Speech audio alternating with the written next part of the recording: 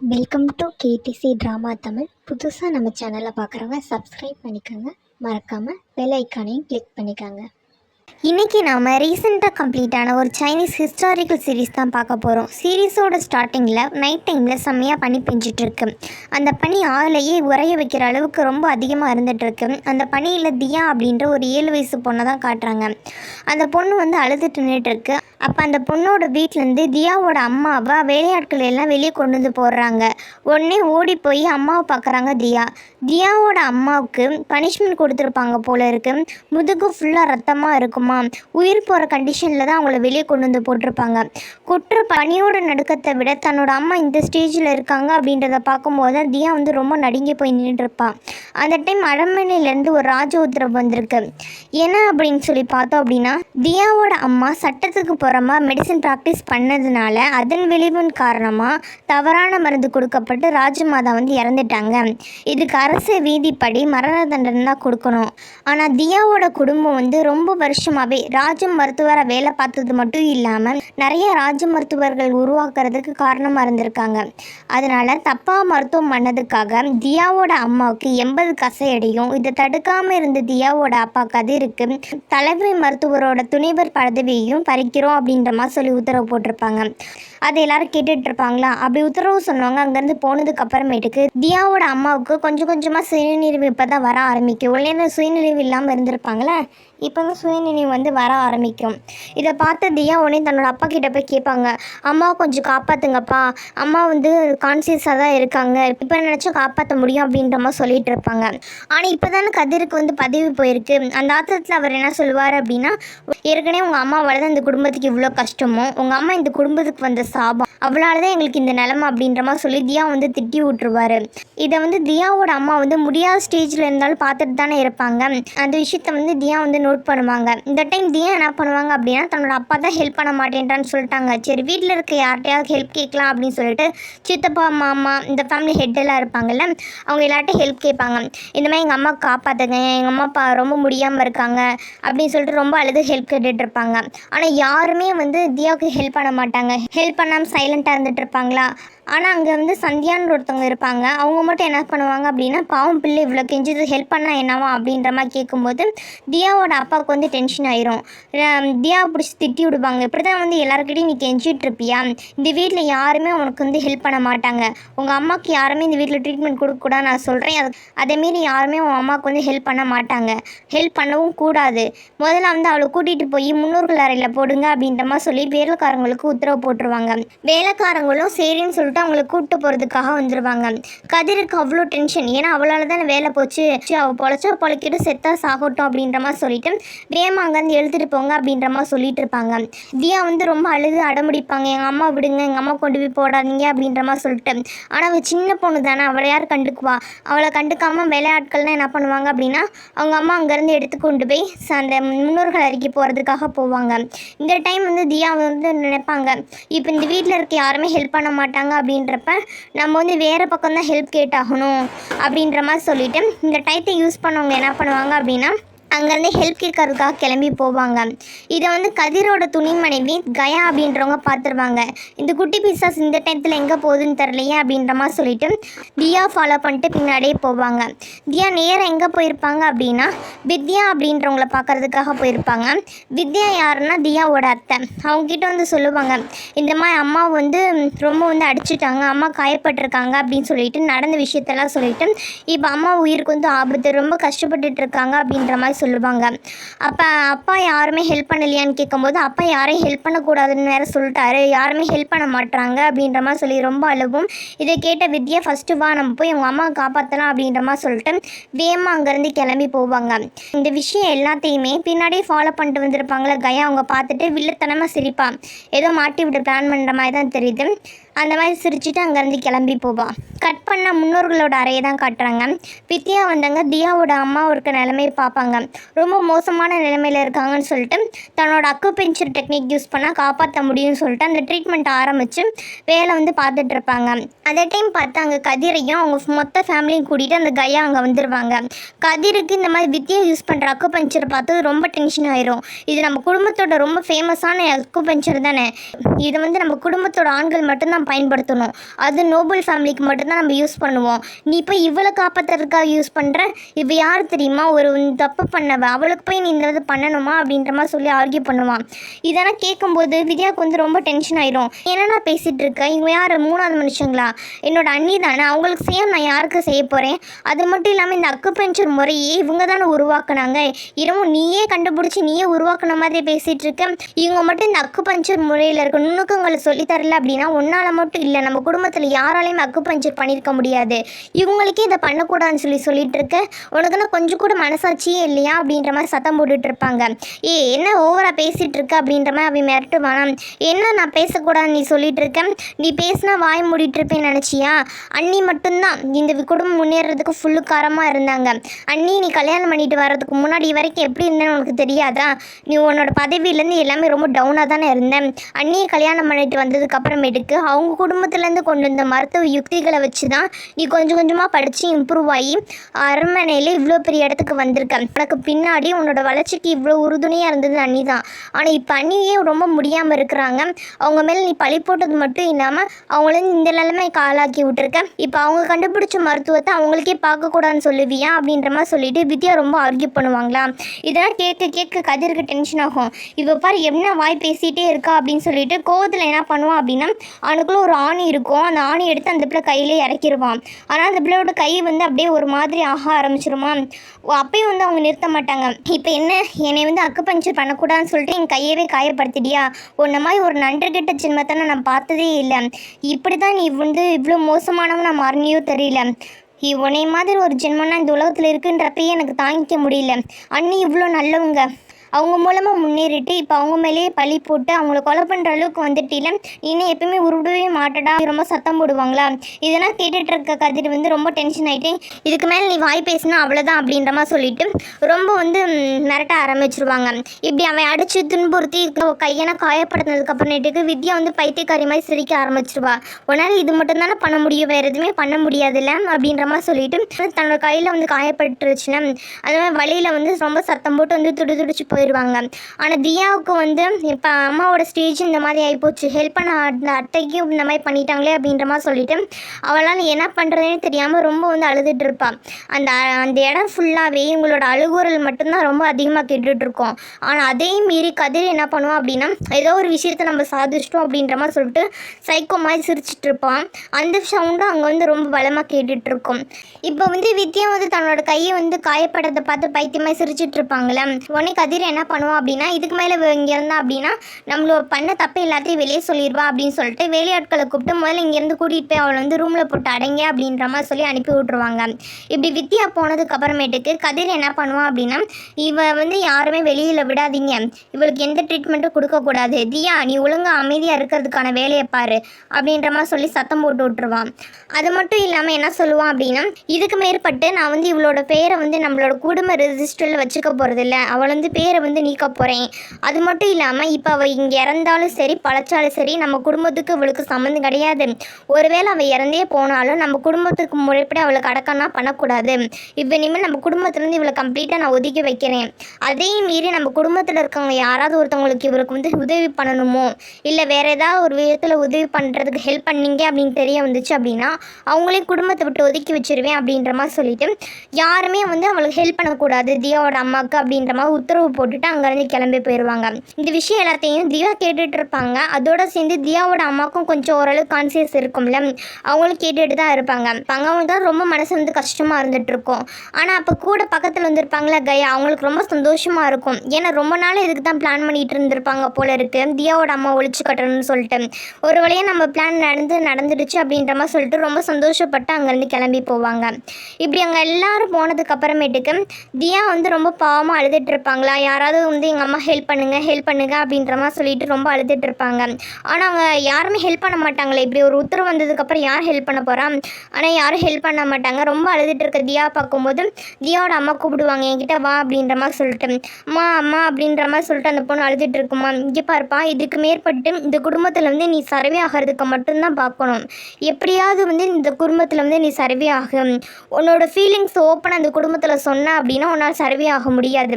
அம்மா வந்து வந்து தெரியும் இதுக்கு மேற்பட்டு உயிரோடு இருக்க போகிறதில்ல, இறந்துருவேன்னு சொல்லிட்டு. அம்மாவுக்காக பழி வாங்குறேன்னு போயிட்டு உன்னோட வாழ்க்கையை அழைச்சிக்காத, இந்த குடும்பத்தை விட்டு வெளியே வராத. இந்த குடும்பத்தில் இருக்க ஒவ்வொரு விஷயம் அம்மா கஷ்டப்பட்டு உருவாக்குனது, அதை நீ விட்டுட்டு வர வேணாம்.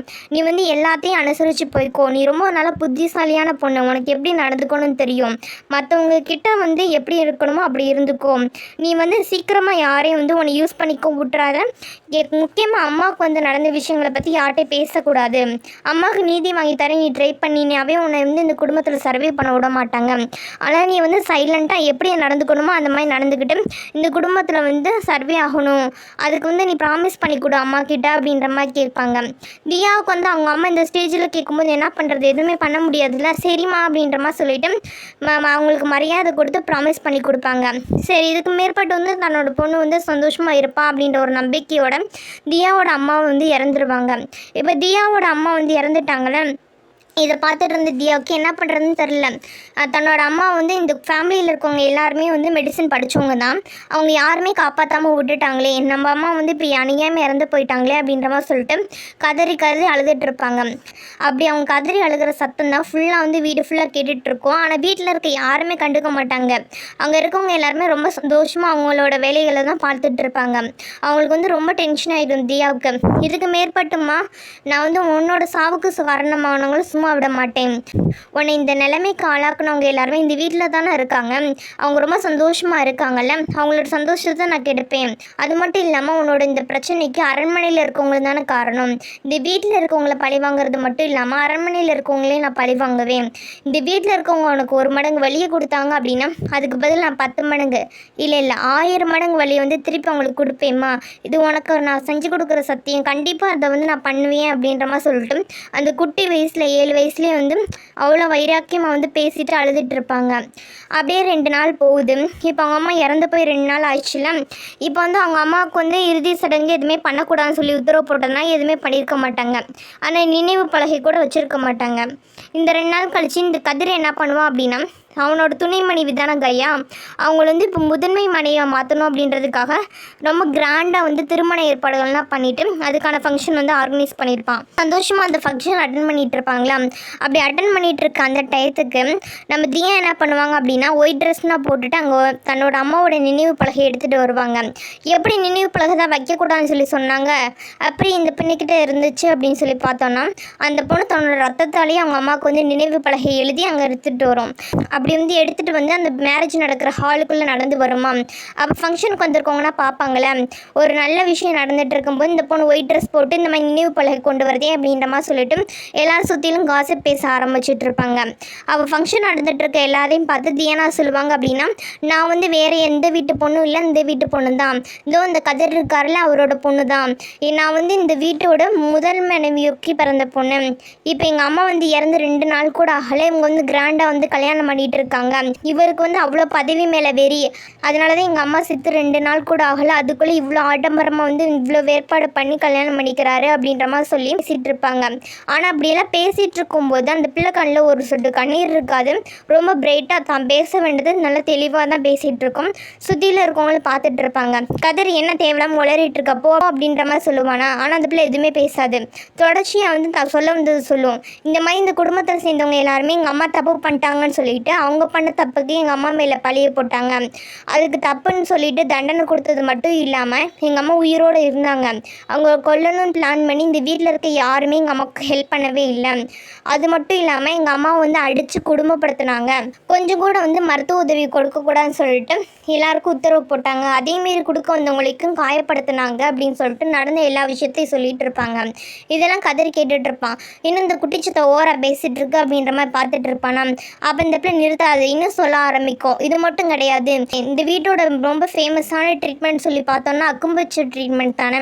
அந்த அக்குபஞ்சர் ட்ரீட்மெண்ட்டை ஃபஸ்ட்டு கண்டுபிடிச்சது எங்கள் அம்மா தான்.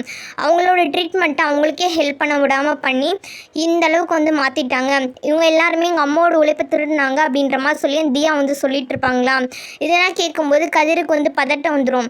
ஏன்னா இப்போ வந்து இந்த விஷயங்கள் எல்லாம் வெளியே வந்துருச்சு அப்படின்னா இவனோட ரெப்புடேஷன் வந்து குறைய ஆரம்பிச்சிடும்ல. ஆனால் என்ன பண்ணுவான்னா, வாய் மட்டும் ஒன்றா இருக்க முடியாதா அப்படின்ற மாதிரி சொல்லிட்டு தியா வந்து ஓங்கி அரைஞ்சிருவான். தியா அப்படியே சுருண்டு போய் கீழே விழுந்துருவாங்களாம். அங்கே இருக்கவங்க எல்லாரும் பார்த்துட்டு இருப்பாங்க. உண்மையிலேயே உங்கள் குடும்பத்தில் இந்த மாதிரி நடந்திருக்கும் போல இருக்குப்பா, அதனால இந்த பிள்ளை போட்டு இப்படி அடிக்கிறாங்க அப்படின்ற மாதிரி சொல்லிட்டு எல்லாரும் வந்து அப்படி பாட்டு எடுத்துருப்பாங்க. ஏன்னா இந்த விஷயம் வந்து கொஞ்சம் காசிப் போயிட்டு தானே இருக்கும். என்னதான் இருந்தாலுமே ஒரு சிலர் வந்து நல்ல விஷயங்கள் சொல்லுவாங்க. ஒரு ஃபங்க்ஷனில் வந்து இவங்களுக்கு சப்போர்ட் பண்ணுற ஆட்கள் தான் வந்திருப்பாங்க. இருந்தாலும் இவ்வளோ விஷயங்கள் வெளியே லீக் ஆச்சு அப்படின்றப்ப பின்னாடி இவனோட பதவிக்கு ஆபத்து வந்து என்ன பண்ணுறது அப்படின்ற மாதிரி சொல்லிட்டு இந்த பிள்ளையை போட்டு அடிப்பாங்க. அது மட்டும் இல்லாமல் இந்த பொண்ணு இந்த மேற்பட்டு வந்து நிறைய சொல்லிகிட்டே இருந்துச்சு அப்படின்னா நம்ம குடும்பத்து நிலைமை வந்து ரொம்ப மோசமாக போயிடும், பொதுமக்கள்கிட்ட வந்து நம்ம வந்து கெட்ட பேர் எடுத்துருவோம்னு சொல்லிட்டு இந்த பிள்ளையை இப்படியே விடக்கூடாதுன்னு சொல்லிட்டு வெளியே கூட்டு போய் சர்வெண்ட்டை வந்து அடிக்க சொல்லுவாங்க. சர்வெண்ட்டு இவங்களை கூட்டிகிட்டு போய் அடிக்க ஆரம்பிப்பாங்க. அந்த விஷயம் எல்லாத்தையுமே வந்து அங்கே இருக்கவங்கன்னா வேடிக்கை பார்த்துட்டு தான் இருப்பாங்க, இந்த மாதிரி இவங்க போட்டு அடிக்கிறது எல்லா விஷயத்தையுமே. ஆனால் சர்வெண்ட் எல்லாரும் போட்டு அந்த அடி அடிச்சுட்டு இருப்பாங்க. முதுகு ஃபுல்லாக ரத்தம் வந்துடும். அப்போ கூட தியா வந்து வலியப்புறம் தாங்கிக்கிட்டு அழமாட்டாங்க, அமைதியாக இருந்து பண்ணிகிட்டே இருப்பாங்க. எதுவுமே பேசாமல் அமைதியாக வைராக்கியம் இருந்துகிட்டே இருப்பாங்களா. இப்போ வந்து தியா வந்து இப்படி அடி வாங்கி கஷ்டப்பட்டுட்டு இருக்காங்களே, இந்த விஷயத்துக்கு ஐயாவும் அவங்க பொண்ணு லில்லியும் பார்த்து சிரிச்சிட்டு இருப்பாங்க. அப்பாடா ஒரு வழியாக வந்து நம்ம நினச்ச விஷயமெல்லாம் நடந்துருச்சு, இனிமேல் இந்த வீட்டில் நம்ம ராஜ்யம்தான், ஒரு தொல்லை தீர்ந்துச்சு, இன்னொரு தொல்லை இப்போ தீர்ந்த போகுது அப்படின்ற மாதிரி சொல்லிட்டு ரொம்ப சந்தோஷமாக அவங்க 2 பேரும் பார்த்துட்டு இருப்பாங்க. இப்படி தியா அடி வாங்கிட்டு இருக்கிறத பார்த்த சந்தியாவுக்கு அங்கே வந்து இருக்க முடியாது. இப்படி போய் இந்த சின்ன பிள்ளையை போய் அடிக்கிறாங்களே அப்படின்ற மாதிரி சொல்லிட்டு முதல்ல அவங்கள அடிக்கிற நிறுத்துங்க, சின்ன பிள்ளையை போய் இதுக்கு இவ்வளோ அடிச்சுட்டு இருக்கீங்க அப்படின்ற மாதிரி சொல்லிட்டு விட சொல்லி கேட்பாங்க. ஆனால் அதே மீறி அடிக்கும்போது என்ன பண்ணுவாங்க அப்படின்னா நீடும் போட்டு கெஞ்ச ஆரம்பிச்சிருவாங்க. அந்த பிள்ளை தான் பாவம் இல்லை, சின்ன பிள்ளை போட்டு இதுக்கு இவ்வளோ கொடுமைப்படுத்துறீங்க அப்படின்ற மாதிரி சொல்லிட்டு இருப்பாங்களா. ஆனால் சரவண்ட் அடிக்காமல் நிறுத்திட்டு இருக்கும்போது ஒரு கட்டத்தில் வந்து தியாவால் முடியாது, சின்ன பிள்ளை வலிக்குன்னு கத்தலைனாலும் மயக்கம் போட்டு விழுக தானே செய்யும். அப்படி மயக்கம் போட்டு விழுகவும் இவங்க சர்வெண்ட்டை பிடிச்சி தள்ளி விட்டுருவாங்க. மனுஷங்களா நீங்கன்னா எதுக்கு போட்டு இந்த பிள்ளை இப்படி அடிக்கிறீங்க அப்படின்ற மாதிரி சொல்லிட்டு வாய்ஸ் ரைஸ் பண்ணவும் அங்கே இருக்க ஃபேமிலி ஹெட் வந்து சொல்லிடுவார், ஆமாம் இதுக்கு மேற்பட்டு சின்ன பிள்ளையை அடிக்காதீங்க, நீங்கள் ஏதோ தப்பு பண்ணிச்சு தண்டனை கொடுத்துட்டீங்களே, இதுக்கு மேலே விடுங்க இந்த பேசியத்தை அப்படின்ற மாதிரி சொல்லவும் அதுக்கப்புறமேட்டு தான் என்ன பண்ணுவாங்க அப்படின்னா அடிக்கிற விஷயங்கள் எல்லாத்தையும் நிறுத்திடுவாங்க. இப்போ இந்த வீட்டில் வந்து ஃபங்க்ஷன் எல்லாம் நடந்துகிட்டு இருக்குல்ல, ஆனால் ஃபேமிலியில் இருக்க எல்லாருமே வந்து தியா விட்டுட்டு அந்த ஃபங்க்ஷன் அட்டன் பண்ணுறதுக்காக போயிட்டு சந்தோஷமாக எல்லாரும் ஃபங்க்ஷன் அட்டன் பண்ணிகிட்டு இருப்பாங்க. இப்போ தியா கூட இருக்கிறது யார் அப்படின்னா அந்த சந்தியா அப்படின்றவங்க தான் கூட இருந்துகிட்டு இருப்பாங்க. நீ எதுக்கு ஃபீல் பண்ணாதம்மா, எதுக்கு இப்படி வந்து நீ கஷ்டப்பட்டுட்டு இருக்க, இந்த குடும்பத்தில் நீ எது பேசினாலும் நடக்க போகிறது இல்லை, நீ எதுக்கு வந்து வலிக்காமல் இருந்துகிட்டு இருக்க, உனக்கு வலிக்கிருந்த சத்தம் போட்டு அழுதான் தானே விடுவாங்க, நீயே இப்படி வந்து உனக்கு நீயே வந்து கஷ்டப்பட்டுட்டு இருக்க அப்படின்ற மாதிரி கேட்கும்போது இல்லை நான் வந்து இந்த விஷயத்தை வந்து நான் மறக்க மாட்டேன், நான் கண்டிப்பாக ஞாபகம் வச்சுக்குவேன், நான் இந்த விஷயத்தை மறந்துட்டேன் அப்படின்னா எங்கள் அம்மாவோட நிலைமைக்கு வந்து யார் பழி வாங்குவான், நான் எப்படியாவது வந்து இவங்களுக்கு எங்கள் அம்மா பட்ட வழியை வந்து திருப்பி கொடுக்காம விட மாட்டேன் அப்படின்ற மாதிரி சொல்லிட்டு உள்ளுக்குள்ளே தானே ரொம்ப சந்தோஷமாக அவங்க ஃபேமிலியோடு வந்து என்ஜாய் பண்ணிகிட்டு இருப்பாங்களே, அதனால் பார்த்துட்டு இவங்களுக்கு வந்து பழி வாங்கணும் அப்படின்றதுக்கு டிசைட் பண்ணுவாங்க. அது மட்டும் இல்லாமல் இப்போ வந்து ரொம்ப மோசமான நிலைமையில் இருந்தாலுமே இவங்களை பழி வாங்கணும் அப்படின்னா இந்த சின்ன வயசில் பழி வாங்க முடியாதுன்னு இப்போ தெரிஞ்சு போச்சு, சின்ன வயசு பேச்சு வந்து எடுக்க மாட்டாங்கன்னு சொல்லிட்டு நான் சீக்கிரமாக வளரணும், நான் அப்படி சீக்கிரமாக பிறந்து பெரிய பொண்ணு ஆகிட்டேன் அப்படின்னா என் அம்மாவுக்கு நடந்த அநியாயத்துக்கு வந்து என்னால் பழி வாங்க முடியும்ல அப்படின்ற மாதிரி சொல்லிட்டு ரொம்ப வந்து மெச்சூர்டாக அந்த வயசில் வந்து பேசிகிட்டு இருப்பாங்க. நான் நினச்சி அவங்களுக்கு வந்து கொஞ்சம் பெருமையாகவும் இருக்கும், இருந்தாலும் இந்த பிள்ளை இந்த வயசில் இவ்வளோ கஷ்டப்படுதே அப்படின்ற மாதிரி சொல்லிட்டு கொஞ்சம் பாவமாகவும் இருக்கும். ஆனால் உள்ளே வந்து இவ்வளோ விஷயம் நடந்துச்சு, இவ்வளோ டார்ச்சர் பண்ணோம், கதிரோட பொண்ணு தானே இவங்களும் அதை கண்டுக்காமல் தன்னோட மனைவி கூட பேசுகிறதுக்காக உள்ளே போயிட்டு தன்னோட மனைவி அப்புறம் அந்த பொண்ணு லில்லி அவங்க கூட வந்து ஜாலியாக வந்து அவன் என்ஜாய் பண்ணிகிட்டு இருப்பான். இதெல்லாம் பார்க்கும்போது அந்த பிள்ளைக்கு ரொம்ப டென்ஷன் ஆயிரும். கண்டிப்பாக உங்களுக்கு 100 மடங்கு இல்லை 1000 மடங்கு வந்து அந்த வழி திருப்பி கொடுக்கணும் அப்படின்ற மாதிரி சொல்லிட்டு தியா வந்து ஒரு முடிவு பண்ணுவாங்க. அடுத்த நாள்லேருந்து இந்த வீட்டில் வந்து சைலண்ட்டாக இருக்கணும் முடிவு பண்ணிட்டாங்களே, ஆனால் வீட்டில் வந்து எந்த ஒரு விஷயத்துக்கும் ஆர்கியூ பண்ணாமல் சைலண்ட்டாக வந்து லைஃப் வந்து ஸ்டார்ட் பண்ணுவாங்க. தியா என்ன தான் அட்ஜஸ்ட் பண்ணி போனாலும் கயாவோட பொண்ணு லில்லி கயா மாதிரியே ரொம்ப வில்லத்தனம் தான் பண்ணிகிட்டு இருப்பா. சின்ன வயசுலேருந்து தியா வந்து எதுக்கெடுத்தாலும் பிரச்சனை பண்ணுறது, தியாவுக்கு வந்து நல்ல சாப்பாடு கொடுக்காம காஞ்சி போனது, அப்புறம் கெட்டு போன சாப்பாடுனா கொண்டு போய் கொடுக்கறது, இந்த மாதிரி வந்து அவளை புள்ளி பண்ண ஆரம்பிப்பாள். ஆனால் தியாவுக்கு தெரியுது இவங்க வந்து நம்மளை வந்து புள்ளி பண்ணி இந்த வீட்டை விட்டு துரத்து தான் ட்ரை பண்ணுறாங்கன்னு சொல்லிட்டு எதுவுமே பேசாமல் நம்ம இப்போ சர்வே ஆகணும் அப்படின்ற விஷயத்த மட்டும் மனசில் வச்சுட்டு அவங்க கொடுக்குற எல்லா சாப்பாடையும் வந்து அட்ஜஸ்ட் பண்ணி சாப்பிட்டுட்டு இருப்பாங்க. இப்படியே என்ன ஆகுது அப்படின்னா ஒரு 10 10 வருஷம் போகுது. இப்போ வந்து தியா வந்து ரொம்ப பெரிய பொண்ணாக வளர்ந்துட்டா, நல்லா மெச்சூர்டாக வளர்ந்துட்டா, நிறைய விஷயங்கள் கற்றுக்கிட்டா போல இருக்கு, ரொம்ப ஸ்ட்ராங்காக இருக்கா. இந்த டைமும் அதே மாதிரி தான் லில்லி எப்பவும் போல வந்து புலி பண்ணுறதுக்காக கெட்டு போன சாப்பாடு கொண்டு தியா கிட்ட கொடுப்பாளா. ஆனால் தியா இந்த தடவை சாப்பிடாம அந்த விஷயத்த வந்து லில்லி மேலே தட்டி விட்டுருவா. லில்லிக்கு வந்து கெட்டு போன சாப்பாட்டிலேருந்து ஒரு ஸ்மெல் தாங்க முடியாமல், எதுக்கு நீ என் மேலே இதை போய் கொட்டி விட்ட, எவ்வளோ கேவலமாக இருக்குது அப்படின்ற மாதிரி சொல்லிட்டு அவள் ஆர்கியூ பண்ண ஆரம்பிப்பா. இதை தாண்டி நீ டெய்லியும் கொண்டு வந்து என்கிட்ட கொடுத்த, இப்போ நான் மட்டும் சாப்பிட்டேனே, இப்போ எதுக்கு நீ என்கிட்ட வந்து இந்த மாதிரி பிரச்சனை பண்ணிகிட்டு இருக்க அப்படின்ற மாதிரி சொல்லிட்டு 2 பேரும் வந்து சண்டை போட்டுட்டு இருப்பாங்க. இப்படி இவங்க 2 பேரும் சண்டை போட்டுட்டு ஒருத்தருக்கு ஒருத்தர் ஆர்கியூ பண்ணிகிட்டு இருப்பாங்கல்ல. இந்த டைம் பார்த்தா அந்த வீட்டில் இருக்க பெரியவங்க எல்லாருமே வந்து ஒரு விஷயத்தை அனௌன்ஸ் பண்ணணும் அப்படின்றதுக்காக இங்கே வருவாங்க. ஒவ்வொரு வருஷமும் எங்கள் குடும்பத்துலேருந்து 15 வயசுக்கு மேலே இருக்க பொண்ணுங்களோ பசங்களோ அவங்கள வந்து மெடிசன் படிக்கிறதுக்காக ராஜா அரண்மனைக்கு வந்து அனுப்பி விடுவாங்க, ராஜ மருத்துவம் படிக்கிறதுக்காக. அப்படி வந்து இந்த வருஷத்தில் வந்து லில்லி அனுப்ப போகிறேன் அப்படின்ற மாதிரி சொல்லுவாங்க. ஏன்னா லில்லிக்கு வந்து இந்த டைம் வந்து 15 வயசுக்கு மேலே ஆயிடுச்சு. ஆனால் லில்லி அனுப்பினோம்னா அவளோட ஃப்யூச்சர் வந்து ரொம்ப பிரைட்டாக இருக்கும் அப்படின்றதுக்காக லில்லி சூஸ் பண்ணியிருக்கேன் அப்படின்ற மாதிரி வந்து எல்லார்ட்டையும் சொல்லுவாங்க. லில்லியை வந்து இந்த மாதிரி வந்து படிக்க அனுப்புறது வந்து அவங்க வீட்டில் இருக்க எல்லாருக்குமே ரொம்ப பிடிச்சிருக்கும். ஏன்னா லில்லி செல்ல பிள்ளை தானே, நல்லா எல்லாருமே ரொம்ப சந்தோஷப்பட்டுட்டு இருப்பாங்க. ஆனால் தியாவுக்கு வந்து இந்த விஷயம் பிடிக்காது. ஏன்னா தியாவுக்குமே இப்போ வந்து 15 வயசுக்கு மேலே ஆச்சு. தியாவுமே மெடிசன் படிக்கணும்னு தான் நினச்சிட்டு இருக்காங்க. அதனால் வந்து அவங்க ஆர்கியூ பண்ணுவாங்க. நீங்கள் எப்படி லில்லியை மட்டும் அனுப்பலாம், என்னையும் அனுப்புங்க அப்படின்ற மாதிரி கேட்பாங்க. இல்லைம்மா அவனை அனுப்ப முடியாது, ஒரு சீட்டு தான் இருக்குது அப்படின்ற மாதிரி சொல்லும்போது, ஒரு சீட்டு தான் இருக்குது அப்படின்னா நீங்கள் வந்து காம்படிஷன் வைங்க, காம்படிஷனில் யார் ஜெயிக்கிறாங்களோ அவங்கள அனுப்புங்க அப்படின்ற மாதிரி சொல்லுவாங்க. ஏன்னா இத்தனை வருஷமாக தியாவுக்கு கிடைக்க வேண்டிய எல்லா விஷயத்தையும் லில்லி தான் எடுத்துகிட்டு இருந்தாங்க. இப்போ வந்து அம்மா வந்து மெடிசன் ஃபேமிலியிலேருந்து வந்தாங்க அப்படின்றது தியாவுக்கு நல்லா தெரியும். தன்னோட அம்மாவுக்கு வந்து நியாயம் வாங்கி கொடுக்கணும் அப்படின்னா அதுக்கு வந்து இவங்க ஒரு பதவியில் இருந்தாலும் நியாயம் வாங்கி கொடுக்க முடியும். அது மட்டும் இல்லாமல் தன்னோட அம்மா சாவுக்கு காரணமானவங்க அரண்மனையில் இருக்காங்க அப்படின்றது தியாவுக்கு தெரியும். இந்த எக்ஸாமில் பாஸ் பண்ணி அந்த இது படிக்கிறதுக்காக அரண்மனைக்கு போனால் மட்டும்தான் இவங்களால் போக முடியும் அப்படின்றதுக்காக நானும் வந்து சேருவேன், நானும் படிக்க போவேன், நம்ம ஃபேமிலி சம்பளம் நான் போடுறதுக்கு எனக்கு அலோவ் பண்ணுங்க அப்படின்ற மாதிரி கேட்கும்போது 2 பேரும் அலோவ் பண்ண முடியாது அப்படின்ற மாதிரி திருப்பி ஆர்கியூ பண்ணுவாங்க. 2 பேரும் அலோவ் பண்ண முடியாதுன்னு நீங்கள் சொல்கிறீங்க அப்படின்னா 2 பேரில் வந்து யார் பெஸ்ட்டோ அவங்கள அனுப்புங்க, போட்டி வச்சு முடிவு பண்ணுங்க. ஏன்னா நீங்கள் ஒரு விஷயம் பண்ணுறீங்க அப்படின்றப்ப அது நேர்மையாக பண்ணிங்கன்னா நல்லாயிருக்கும் அப்படின்ற மாதிரி ஆர்கியூ பண்ணுவாங்க. என்ன இந்த பிள்ளை திடீர்னு இப்படி கேட்குது, இத்தனை வருஷம் அது வாய் முடித்தானே இருந்துச்சுன்னு சொல்லிட்டு பெரியவங்களாம் டிஸ்கஸ் பண்ணிகிட்டு இருப்பாங்களா. அப்போ அந்த லில்லி பொண்ணை என்ன சொல்லும் அப்படின்னா, போட்டி தானே வைக்க சொல்கிறா, வச்சுட்டு போங்க, அந்த மரமண்டைக்கு எதுவுமே தெரியாது, எனக்கு தான் எல்லாமே தெரியும், அது இதனால் கிச்சனில் கிடச்சிட்டு சாப்பிட்டு தான் இருந்துச்சு, அதுக்கு என்ன மெடிசன் பற்றி தெரிய போகுது, எப்படி இருந்தாலும் நான் தான் ஜெயிக்க போகிறேன், ஆனால் போட்டி கண்டக்ட் பண்ணுங்க அப்படின்ற மாதிரி லில்லி சொல்லுவாங்க. இதை கேட்டுட்டு இருந்த மற்றவங்களும் சரி லில்லிக்கே இந்த பிரச்சனை இல்லைன்றப்ப நம்ம போட்டி வந்து ஆர்கனைஸ் பண்ணிடலாம் அப்படின்ற மாதிரி சொல்லிட்டு போட்டி நடத்துறதுக்கு முடிவு பண்ணுவாங்க. சரிப்பா நாளைக்கு வந்து மெடிசன் சம்மந்தப்பட்ட போட்டி வந்து உங்கள் 2 பேருக்கு இடையில் நடக்கும். அந்த 2 பேரில் வந்து யார் நிறைய கொஸ்டினுக்கு வந்து ஆன்சர் பண்ணுறீங்க, யார் வின் பண்ணுறீங்களோ அவங்க தான் வந்து நம்ம ஃபேமிலி சார்பாக வந்து மெடிசன் படிக்கிறதுக்கு போவீங்க. இதுக்கு உங்களுக்கு ஓகே அப்படின்னா 2 பேர் கலந்துக்கங்க அப்படின்ற மாதிரி சொல்லுவாங்க. 2 பேருமே எங்களுக்கு ஓகே அப்படின்ற மாதிரி சொல்லிட்டு அந்த போட்டியில் கலந்துக்கணும் அப்படின்ற மாதிரி சொல்லிட்டு அங்கேருந்து போவாங்க. இதோட என்ன ஆகுது அப்படின்னா இந்த எபிசோட் வந்து முடியுது. நாளைக்கு நடக்கிற போட்டியில் தியா வின் பண்ணுவாங்களா, ராஜ மருத்துவமனைக்கு படிக்கிறதுக்காக போவாங்களா அப்படின்றத அடுத்த எபிசோடுகளில் வந்து பார்க்கலாம். நான் எக்ஸ்பிளைன் பண்ணது உங்களுக்கு பிடிச்சிருந்துச்சு அப்படின்னா மறக்காமல் சப்ஸ்கிரைப் பண்ணுங்கள், லைக் பண்ணுங்கள், ஷேர் பண்ணுங்கள், கமெண்ட் பண்ணுங்கள். தேங்க்யூ ஃபார் வாட்சிங்.